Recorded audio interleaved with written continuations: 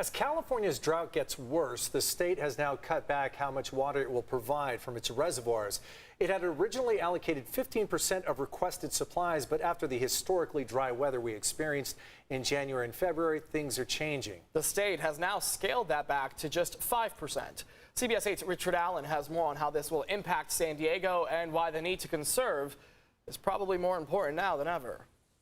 Well, that's right. We're fortunately in a better spot here in San Diego County compared to much of the rest of the state, thanks to conservation efforts that stretch back to the 1990s, as well as massive investments in our supply reliability. For many areas of the state, both northern and parts of Southern California, this is very dire situation. Sandra Kerl is general manager of the San Diego County Water Authority. She says our region historically uses very little water from the Bay Delta, the state's reservoir, which other parts of California rely on heavily for their supplies, adding that San Diego County has not used any water from the Bay Delta since July of last year. So the reduced allocation for us does not affect our supply reliability in San Diego County. However, San Diegans are still being urged to use water wisely, a way of life we've taken to heart over the past 3 decades, managing to cut back on our overall water use by 50% compared to 3 decades ago.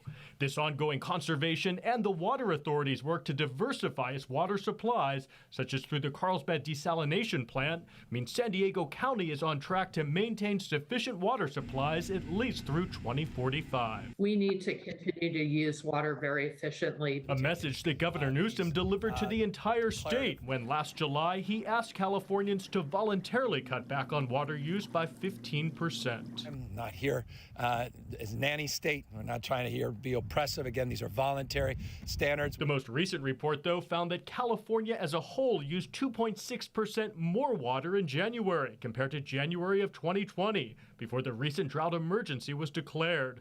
In our region, we used 1.8% more water in that same time. Given the extreme dry conditions, it's not surprising that there was a slight uptick in water usage. So we're still using less water than we used during the 2012 through 2016 drought. And for a look at some innovative ways to cut back on your water use, just go to CBS8.com and click on the Help button.